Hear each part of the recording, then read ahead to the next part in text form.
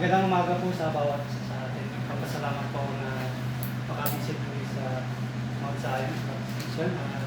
Masaya po ako na makita kayo ulit. Tayo po mag-pray sa Panginoon sa ating pong pag-aaral ng salita ng Diyos ngayong umaga. Mahal na Panginoon, nagpapasalamat po kami sa pagkakataon na makasamba po namin kayo ngayong umaga. Salamat po sa mga faithful ones, sa mga faithful listeners. I pray na i-bless niyo po ang aming spiritual lives sa pamagitan po ng inyong salita na kami po mag-work. I pray especially this morning sa kay Sister Marcia, bigyan siya ng kagalingan po sa kanyang kalamdaman. I pray na rin po, Lord, sa mga parating pa na kami sila safely ng mga Harvest Church. I pray, Lord, na nagtagpa kayo ng mga kaluluwa ng maligtas at mag-work sa church ngayon. Salamat sa mga works niyo sa buhay ko ng bawat isa sa Mount Zion Baptist Mission. I pray na rin sa person crown today, pag-bless si Barahino sa pag-take sa church, bigyan siya ng strength, preach your word, as well as sa kay Pastor Dan sa ako Baptist. Dinadalain ko po ang iyong gabay sa amin ngayong umaga sa pag-aaral sa salita niyo. Mangusap kayo sa puso ng bawat isa sa amin. Lord, kung may mga taong hindi pa nakarating sa kaligtasan ngayong umaga, sana ngayong umaga po ang kanilang desisyon na tanggapin kayo bilang kanyang Diyos sa tagapagligtas at kalaguang spiritual sa mga mananampalataya. Dinadalain ko po ang iyong kalakasan at kapatawaran din ng ating mga kasalanan. Po'y dalangin namin in Jesus' name. Amen. Itong buwan po ay nagsuselebrate po tayo ng pag-ibig.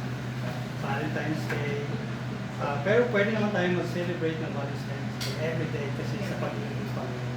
Pero ngayon naman ay special kasi nagsuselebrate po tayo ng God's love. So pakibuksan po natin ang ating mga Biblia sa Hosea chapter 11. Hosea 11.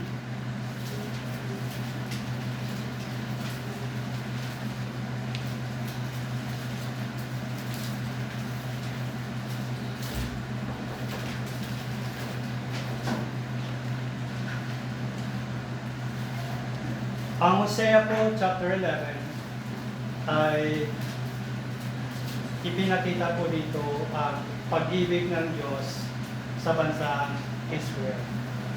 The love of God for Israel. Ang Israel po ang kanyang chosen people. At ito na rin po ay naglalarawan o halintulad na rin po ito ng pag-ibig ng Diyos sa mga mananampalataya. Sa ating pong lahat ng mga Kristiyano, ipinakita rin po ng Panginoon kahalintulad sa pag-ibig niya sa kanyang mga tao sa Israel at sa ating pong mga Christians. Para i-main yung mga totoong mga mananampalataya. Yung tumanggap na kay Jesus bilang kanyang Diyos at tagapagligtas. Ngayon po, ang unang bahagi po sa ating pag-aaral sa Hosea chapter 11 sa verse 1, ang malaking kabaitan ng Diyos sa kanyang mga tao sa Israel. The great goodness of God towards His people, at ganoon na rin po sa atin ang malaking kabaitan o kabutihan ng Diyos sa atin. So babasahin ko po ang verse 1. When Israel was a child, then I loved him. I called my son out of Egypt. Ano pong ibig sabihin dito na when Israel was a child? Patungkol pa sa history ng Israel. Nung sila po ay nasa Egypt, nasa slavery po sila. Maliit pa po yun ang bansang Israel, hindi pa po sila bansa. At sa time po na yon ay nasa under po sila ng Egypt. At konti pa lang sila at dumadami po sila. Bilang bansa, hindi pa sila bansa, bali mahina pa sila. So ikinumpara po sila ng Panginoon as a child. So marami po sa atin dito mga child, mga baby. Ang mga baby po mahina din sila. Kung wala pong magulang na magkaruga sa kanila, mamamatay po sila. Di ba mula ng effect pananakan sila? I-feed po sila. Hanggang sa paglaki nila, maging toddler sila. aalagaan sila, pakainin sila, gagabayan sila hanggang sila makatayo. So means child means weak. At kailangan po nila ng magandang pangangalaga sa kanila. So ang bansang Israel bilang bansa, kinumpare sa child na mahina pa sila. So kailangan nila ng pangangalaga. Ganon din sa ating mga Kristiyano. Nung tayo po ay tumanggap kay Kristo bilang ating Diyos at tagapagligtas, hindi po kaagad yung masabi, I am a strong Christian. Tayo po ay baby Christian. That's right. Bagong panganak na manampalataya. So, hindi pa po tayo ganun kalakas. Mahina pa po tayo sa mga tukso, madali pa po tayo mabagsak, mahina pa po tayo sa pagtayo para sa Panginoon. So, kailangan po natin ng gabay ng Panginoon at kalakasan. Madali pa po tayong maliligaw. Madali pa po tayong madaya ng mga malikaturuan. So, ang Panginoon po ang maggabay sa atin para po tayo na magiging matatag. So, kagaya din sa Israel, nung mahina pa siya, pero ipinakita na ng Panginoon ang kanyang pag-ibig sa kanya. Yung God's love and unconditional love. Hindi nakabase sa katapatan ng Israel. Ang pag-ibig din ng Diyos sa ating mga manampalataya, hindi nakabase sa ating kabutihan. Hindi nakabase sa ating katapatan. Pero ang kabutihan at pag-ibig ng Diyos ay unconditional. Yung ibigay niya yung best niya para sa atin. So patungkol sa Israel, when Israel was a child, then I loved him, and I called my son out of Egypt. Yung Israel, nung hindi pa sila bansa, mahina pa sila, hindi pa sila malakas. Kinuha sila ng Panginoon sa Egypt.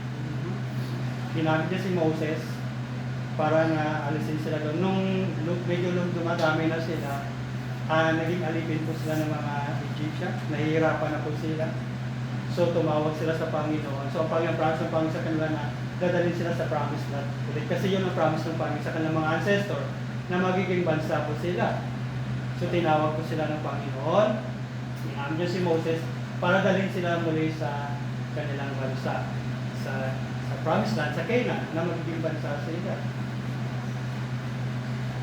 Napakamahirap yun na ministry ni Moses, pero ginamit ng Diyos ang kanyang kapangyarihan para na makaalis sila doon at makarating sila sa bansa ng Israel. Ito na rin po ang ginamit sa book ng Matthew sa time ni Jesus, nung baby pa siya, nung bata pa siya, nung pumunta siya dito bilang ating Diyos sa tagapagligtas. Di po ba? At nung may persecution sa time na yon, nung child pa siya, pumunta sila ni Joseph at Mary sa Egypt para na makaiwas sila sa cruelty ni King Herod.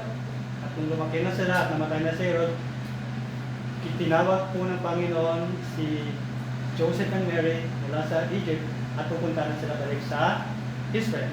Ano pong point sa prophecy na ito? Ang point lang ay, kagaya sa Israel, kagaya kay Jesus, nung nasa panganib pa sila, diniligtas sila ng Panginoon at nala sila sa safe na place. Patungkol sa ating mga Kristiyano, ito na rin po ay larawan nung tayo po ay, nung hindi pa tayo ligtas, inabot po tayo ng Panginoon sa kaligtasan. Nung tayo po ay nasa panganib pa, inaamot po niya tayo sa kaligtasan. At dinala niya po tayo sa kanyang pangangalaga. So, ganun din po ito, nung tayo po ay weak pa ng mga Kristiyano, ang Panginoon po ang magliligtas sa atin, magdideliver po sa atin sa lahat ng mga panganib sa ating mga spiritual lives, na tayo po ay mananatili po sa Panginoon, tayo po magiging matatag. Yun po ang malaking kabutihan ng Diyos para sa atin. At maging sa mga tao po dito na hindi paligtas, mabuti pong Panginoon sa inyo. Kasi nung ako hindi paligtas, mahirap po aking buhay, madilim. Punong-puno po ako ng mga vices. Hindi ko alam kung ano walang assurance ng kaligtasan. Pero nung nakilala ko si Jesus bilang aking Diyos at tagapagligtas, naliwanagan po ako ng karoon ng peace. Amen. Tumanggap ako sa Panginoon at nahango ako sa buhay ng kasalanan. Sa totoo, mahina po tayo kapag hindi tayo tagapagligtas. Pero nung tayo po ay tumanggap na kay Jesus, binibigyan niya po tayo ng kalakasan. Sinilalayo niya po tayo sa panganib. Yung kasalanan na buhay, mapanganib po yun ang buhay. So So yun po ang pag-ibig ng Diyos sa bawat isa sa atin. Sana maalala natin yun, tayo mga Kristiyano, ang kabutihan ng Diyos sa atin dahil po sa Kanyang pag-ibig sa atin.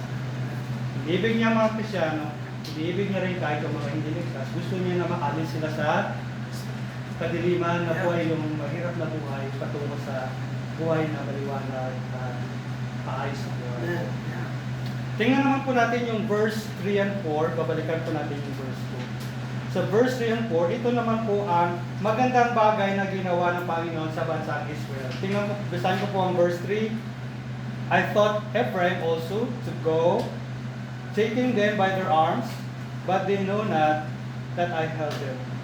I drew them with cords of a man, with bands of love, and I was to them as they that take off the yoke of their Jews, and I laid meat unto them.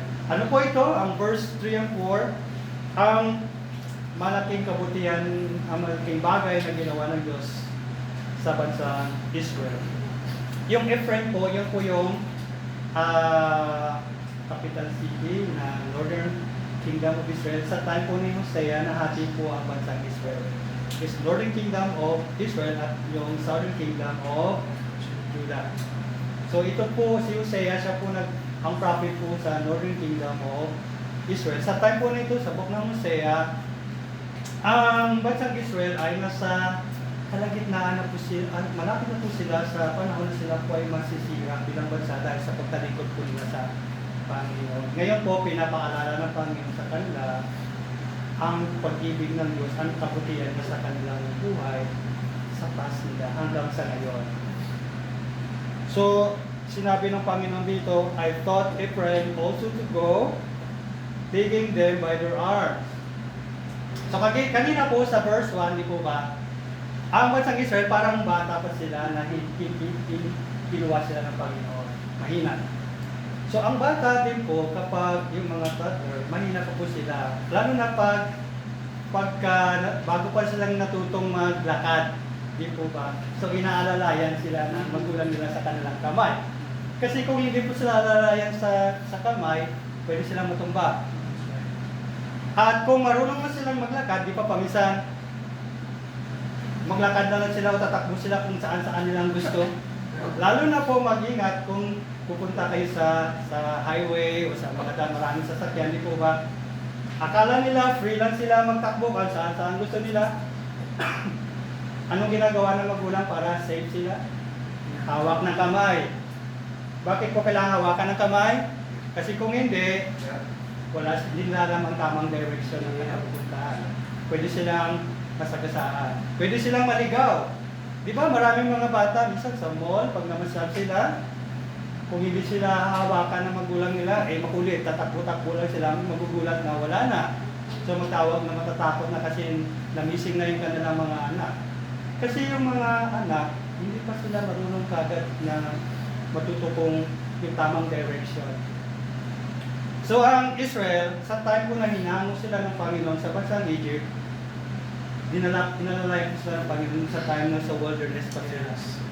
For 40 years po sila sa wilderness, ginabayan sila ng Panginoon para na makarating po sila sa tamang place. Diba, ganoon din ang mga parents, kapag bata pa yung mga baby natin, diba, ginagabayan sila kasi kung hindi, mapapahamak sila. Pero paminsan, di ba, yung mga bata, pag marunong na sila, ginawak din nila yung mga, kaya marunong na ako, kaya ko na to, di ba ba?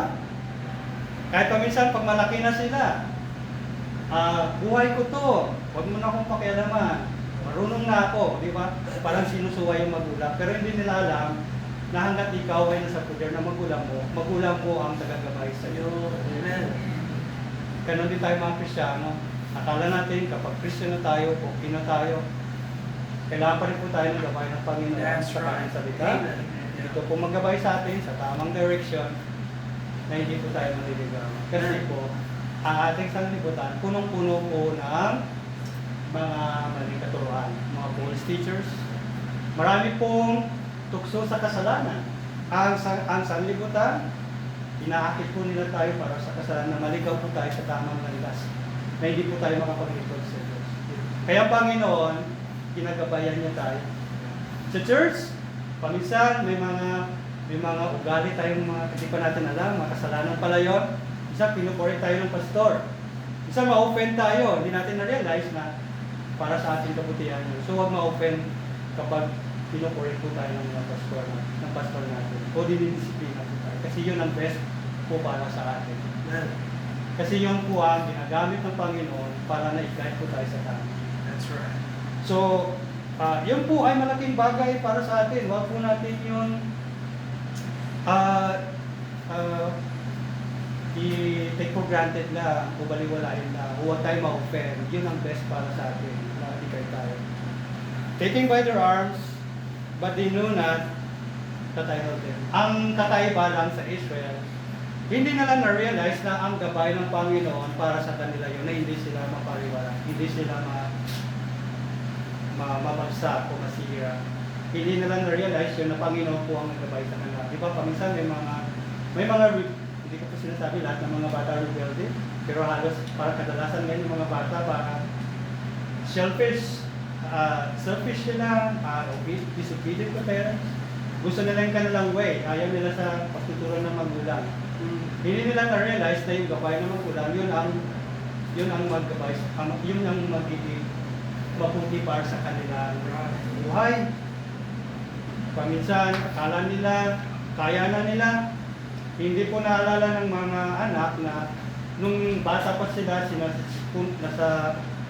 sinapupunan pa sila ng kanilang nanay. Di ba, inalagaan sila ng kanilang magulang. Mag-inom ng mga vitamins para i-take care, mag-inom ng mga kumain ng mga nutritious na mga pagkain para naging malusog ang mga baby. Pag ipapanganak na, gabayan na.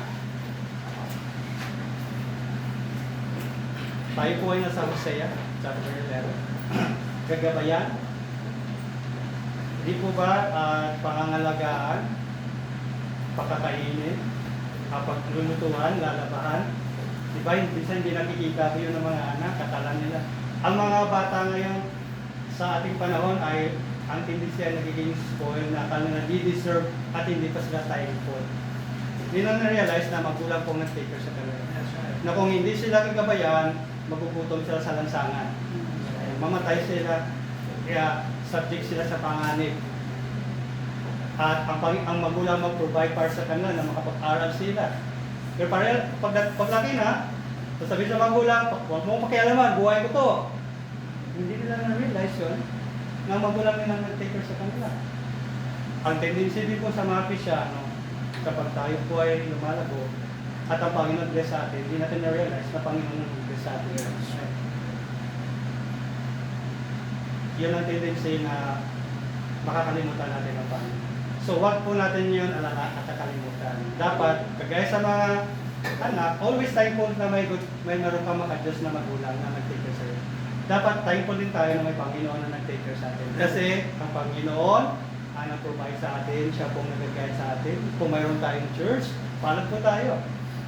Marami pong mga tao wala silang good church. Subject sila sa mga false na mga teacher na mag-abuse sa kanila. May mga false teachers na ang kanilang goal lang yung pera ng tao, hindi yung kaluluwa. So kung may good church po kayo, magpasalamat po kayo sa Panginoon. At paminsan, pinupuri po tayo sa Word of God, pinupuri ang ating mga character. Huwag tayo magtampo, kasi yun po ang kabutihan para sa atin. So verse 4, I draw them with the cords of a man, with the bands of love. And I was to them as they that take off the yoke of their Jews, and I laid meat unto them.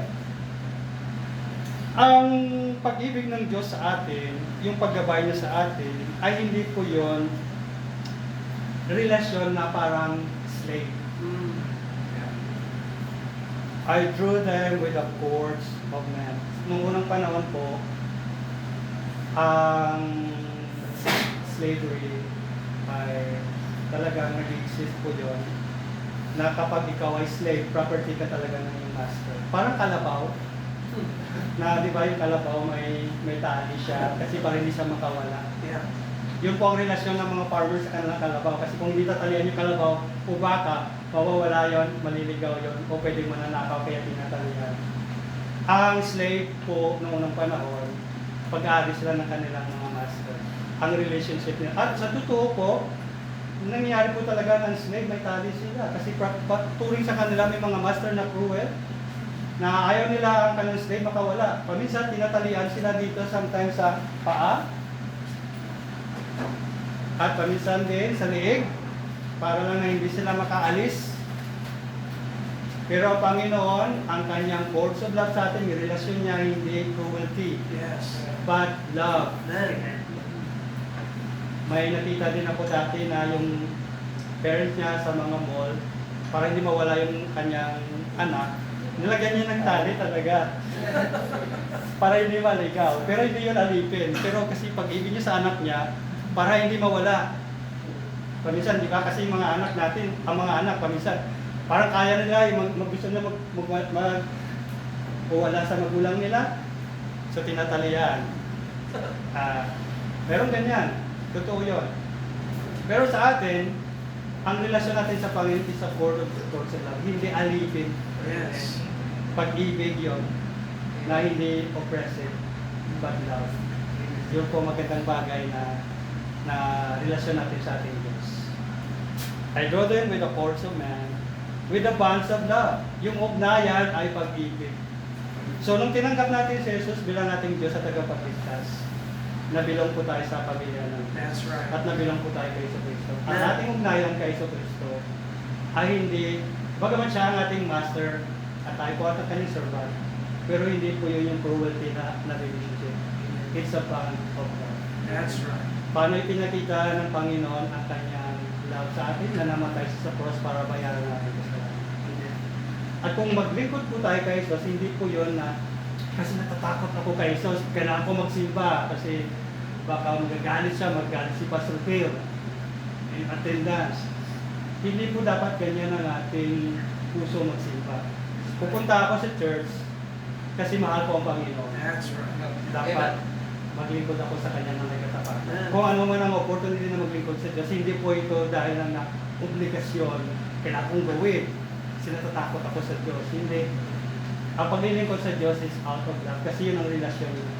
Kagaya din sa magulang at anak, di po ba? Paminsan ang mga anak, natatakot kay mama at papa kasi kung hindi ko susunod, papabaluin ako. Dapat ang pagsusunod, hindi dahil sa takot, pero out of respect and love sa magulang. So yung relationship na magulang at anak is a bond of love. Ganon din sa mag-asawa. Ganon din po sa relasyon natin sa Diyos. Ang nag-uugnay sa ating pag-ibig, hindi yung oppressive, hindi cruelty.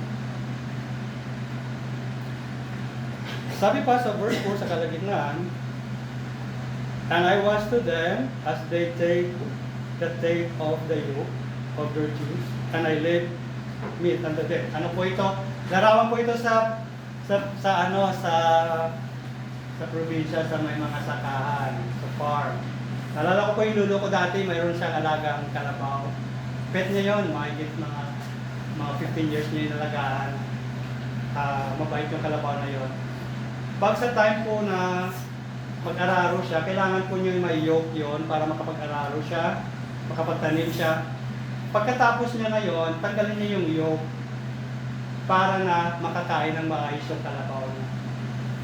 Dahil mahal niya yung kalabaw niya, ayaw niya na kung kumakain nandiyan pa yung yoke na nabibigatan. So dahil may pag-ibig siya sa kanyang kalabaw, tatanggalin niya yung yoke para na malaya yung kalabaw niya na gumala at kumain. Free. Ganun po yung pag-ibig ng isang master sa kanyang alagang hayop. At ganun ang pag-ibig ng Diyos na hindi cruelty. Kasi may mga master na nahirapan na yung kalabaw niya, patuloy pa rin yung nagtatrabaho kahit nakakain na, may burden pa rin. That is cruelty. Pero Panginoon hindi. Ang paglilingkod di ba natin sa Panginoon ay hindi kabigatan. Sinabi ng Panginoon, sabi niya kung kayo nabibigatan, kunin mo aking yoke kasi pagkakain. Ibig sabihin, yung relasyon natin kay Jesus, sa paglilingkod sa Kanya, siya yung tagatulong sa atin na mapapagaan po ang kabigatan. Yes, sir. Yun po yung love ng Panginoon. Yun yung relasyon niya sa atin. Ang relasyon niya ay pag-ibig. na bilang master and servant, pero pag-ibig hindi po kabigatan at cruelty o kalupitan. So yun po ang pag-ibig ng Diyos sa bansang Israel. Mula nung ilango sila sa Egypt na mahina pa sila, ginabayan sila ng Panginoon hanggang naging malakas sila. At kahit ang Diyos ang kanilang master, tinuring sila na pamilya niya, love sila ng Panginoon. Ano dapat ang tugon ng Israel? Diba? Dapat mahalin. Dapat paglingkuran. Kayo mga children, kung mahal kayo ng inyong mga magulang, ano dapat ang tugon niyo sa magulang niyo na nagmamahal siya ng 50%? Di ba dapat out of love, mag-obey sa kanila? Mag-obey sa kanila, mag-respect, at love them. Ganon din sa ating mga Kristiyano, ipinakita ng Diyos na pag-ibig niya sa atin, diba? Niligtas niya tayo. Ginabayan niya tayo, pinaprovidean niya tayo sa ating needs, nag-provide sa atin ng ating mga spiritual lives, nagbigay siya sa atin ng church, nagbigay siya sa atin ng opportunity na mag-serve sa Kanya. That's right. Hindi sa kabigatan, but out of love sa Kanya. Pero tingnan natin kung anong naging tugon ng Israel sa Panginoon. Tingnan sa verse 2. As they called them, so they went from them. They sacrificed unto Baalim and burned incense to graven images. Yun ang nakakalungkot. Ipinakita ng Diyos ang great love sa Israel at ang kanyang magagandang bagay na ginawa sa kanila. Sana ang Israel, out sa goodness ng Panginoon, maglingkod sila. Pero ang tugon nila sa Panginoon ay lumayo sila sa Panginoon. As they called them, habang tinatawag sila ng Panginoon, lumapit kayo sa akin. Ako magkakalinga sa inyo, ako ang gagabay sa inyo. Pero mas lalo silang lumalayo. So they went from them. Anong they went from them? They backslide. Lumayo sa Panginoon. They sacrifice unto Baalim. Anong Baalim? Ito po yung mga false god ng bansa, ng mga dati sa karating bansa ng Israel at maging mga bansang Israel na sinasamba nila. Maraming mga false god na the more po sila na tinatawag na Panginoon bumalik, the more po sila na lumalayo at nagsasamba sa mga false god. They burn incense to graven images. Ano pong burn incense? Mag-worship sa false god. Ang false gods po ay nothing siya. Gawa lang siya ng tao. Wala siyang kakayanan na mag-bless, wala din siyang kakayanan na mag-curse. Kasi wala siyang buhay. Na-deceive po ang bansang Israel na akala nila yun ang kanilang God. Sa atin po sa amin sa Person Brand at dito po sa Mount Zion Baptist Mission, sa Baptist, wala naman po tayong mga statues dito na sinasamba. Ito ba? Pero kadalasan ang mga bagay na nagpapalayo sa mga Kristiyano ay hindi po ang mga statues. Pero yung sanlibutan. Yung mga bagay na pinahalaga natin higit sa Diyos, yun po ang ating mga idol. Yes, that's right. Sometimes yung mga Kristiyano, yung pera, dahil sa COVID sa pera, naging idol po nila ang pera. Nasalit, pupunta sila sa samba sa Diyos sa linggo, unahin po muna nila yung secure po na nila yung pera para ma-secure sila. Sabihin nila kasi, maintindihan naman ni Pastor Bell yan kasi family time ngayon Sunday, bihira. Nung ito nangyari, may birthday gathering, kaya unahin po muna yan. Mas mahal po nila yung family, mga gatherings kaysa sa Panginoon sa Diyos. Hindi natin na-realize na yun po mga idols natin. Minsan meron din yung mga paboritong kasalanan na tinatago natin. Hindi po ako nagsasabi na against po ako talaga sa cellphone. Magkakatulong ang cellphone, mag-communicate. Pero kadalasan na-slave po tayo ng cellphone. Na yung iba, hindi na talaga makapagbasa ng Biblia kasi naubos na yung oras sa cellphone. Ang cellphone po ay ating slave yun. Tools natin yun sa paggamit sa ating buhay, communicate. Blessing po yun yung ganyan kasi dati nung nanay ko na sa abroad pa, magbayad kami ng long distance, mahal, ilang minutes. Pero kung may kakilala ka sa pamilya ka sa abroad, dito ba parang nakausap mo siya ngayon, parang malapit lang, tulong yun. Pero paminsan, naging idol ng iba yun kasi yung iba na-addict sila sa gaming sa cellphone na to the point na hindi na sila makakain na sira ka ng mga utak dahil sa gaming sa cellphone. So hindi po ako against yan. Pasensya kung baka akala nyo against ako sa sarili, hindi siya. Pero pwede yun magiging daan na tayo po ilalayo sa Diyos. That's right. Yeah. So mag-ingat, marami po sa sanlibutan, pleasure sa sanlibutan, sin. Sometimes pain. Dapat natin na-realize na ang Panginoon ay napakabuti sa atin na niligtas niya tayo. Nalaman natin ng tamang gabay na makapagpabuhay tayo sa tama. Huwag natin kalimutan ng Panginoon. Kasi sometimes po ang blessings na ibinigay ng Diyos sa atin, kung hindi tayo mag-ingat, magiging curse yan. Kasi kung doon na tayo mag-focus sa ating mga blessings. Maganda ang work, kung may works tayo, gamitin natin yan, mas lahat tayo maglingkod sa Diyos. Kung may sasakyan po tayo, mabuti na makarating tayo agad sa church. Yung iba, ginagamit ang sasakyan muna sa kanilang happenings. So, sana yun ang gagamitin na makapaglingkod lalo sa Diyos. Ang trabaho, blessing na may trabaho para may hanap buhay tayo makaserve sa Panginoon. Paminsan, ang trabaho, nagiging idol natin kasi unahin po muna natin yung trabaho kasi kailangan ko makuha ang promotion na makaligtaan po natin ang Panginoon. Sana hindi po tayo magiging unthankful sa Panginoon kagaya sa Israel. Tingnan po natin sa verse 7. And my people are bent to backsliding from me, though they called them to the Most High, none at all would exalt him. Pwede po ang mga mananampalataya kagaya sa Israel, pwede po talaga sila na, like kagaya sa kanila sa time ni Isaiah, gumagawa po talaga sila ng mga religious na gawain. Nagdadala sila ng sacrifice sa templo. Yung mga kautosan ni Moses sa templo. Pero ang kanilang puso wala doon. Yeah.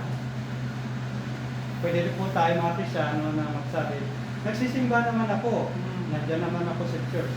Pero yung puso mo wala. Yeah. Kasi yung naisip mo na kailan pa matatapos ng service para na mahawakan ko na yung cellphone ko kasi may ka-chat ako. Kailan pa yung matatapos kasi hahabulin ko pa yung aking work. Maraming mga bagay na magpapalayo po tayo sa Panginoon. Kagaya sa Israel. It's good. Pwede po na magpapunwari tayo na nag-Christian tayo pero ang ating puso wala talaga sa Panginoon. Ang gusto ng Panginoon hindi lang po panlabas na paglilingkod mula sa puso natin dahil mahal po natin siya. Good. Kasi ipinakita niyo na sa atin yung kanyang pag-ibig po sa atin.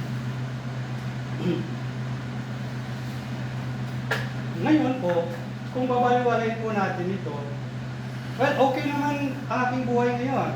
Basta mag-church ako, basta gawin ko lang kung anong gusto ko, okay naman. Pero hindi natin na-realize na mahaba pong pasensya ng Diyos sa mga Kristyano ganyan. Na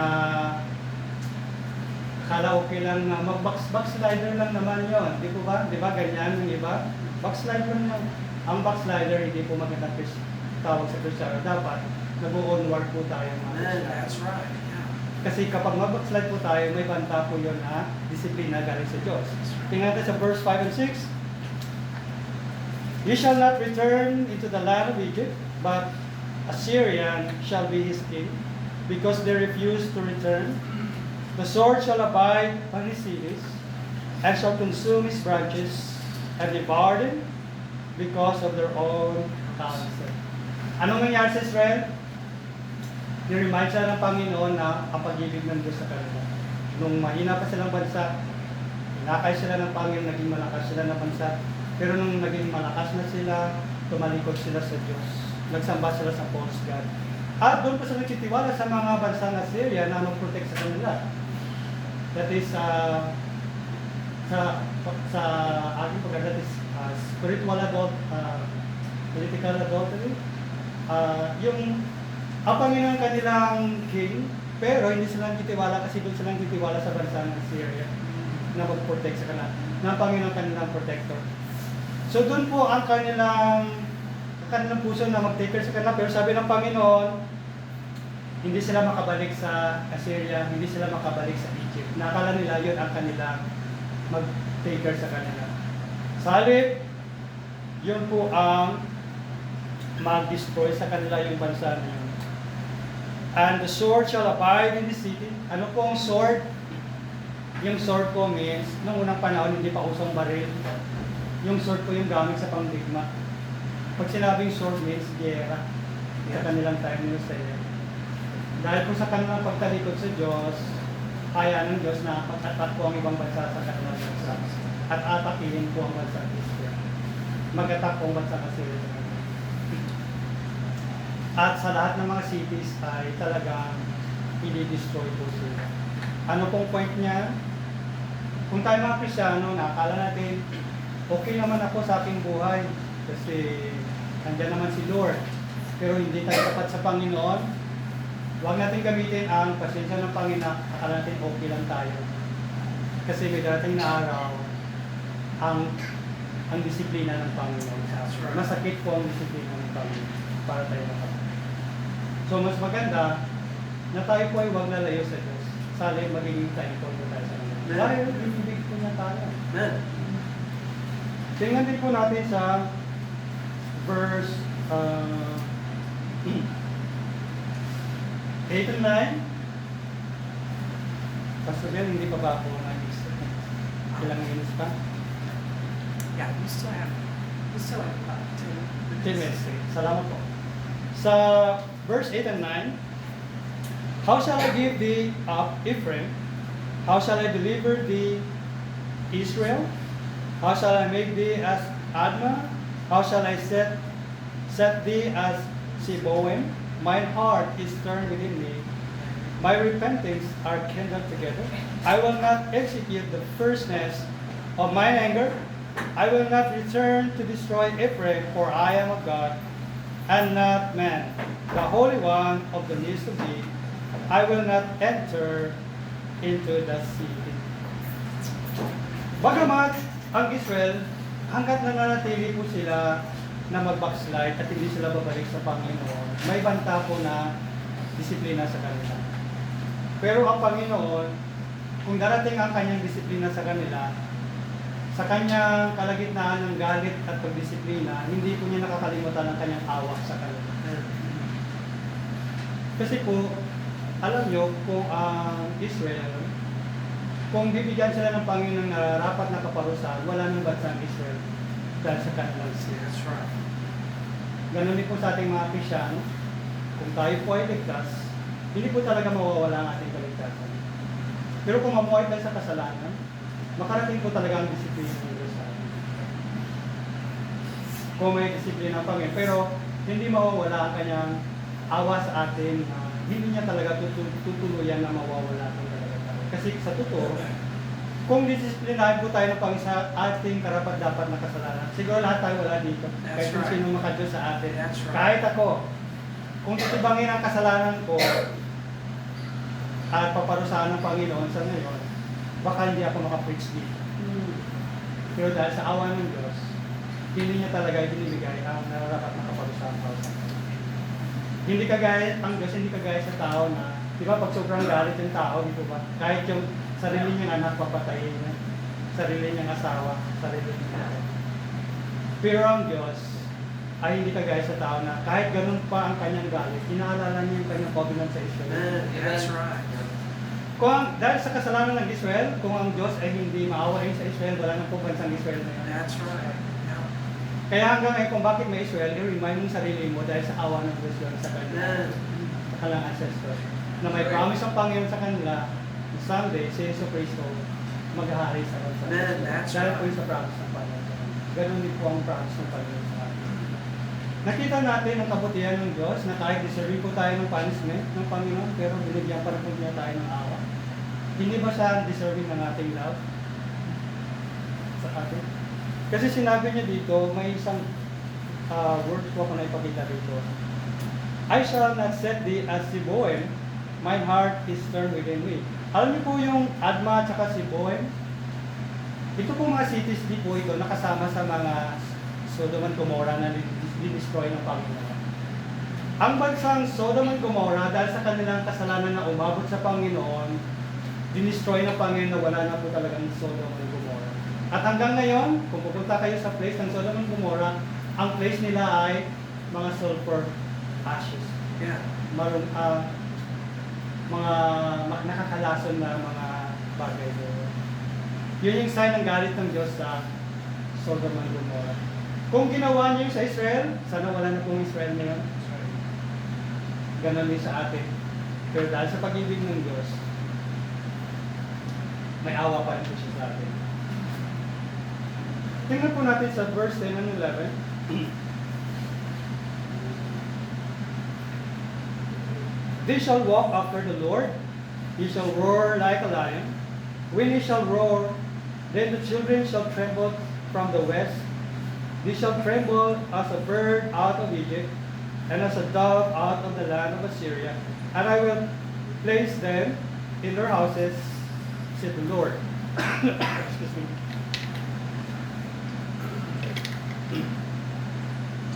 Ang verse 10 and 11 ay promise po ng restoration ng Israel. Sila po ay deserving ng destruction ng Panginoon. May disiplina sila. Pero dahil sa awa ng Panginoon, hindi niya totally i-destroy ang Israel. May remnant pa rin. Kasi may plano siya na i-restore sila.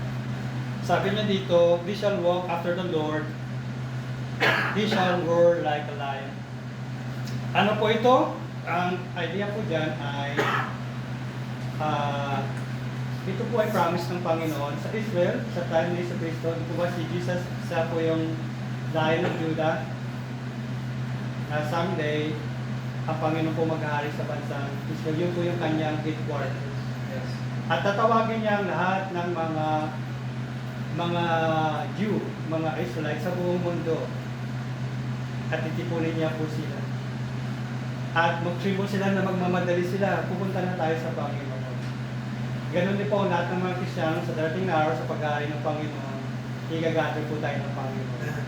At tayo po ay matutuwa at magagalak at mag-ayak, akay pa tayo ng iba.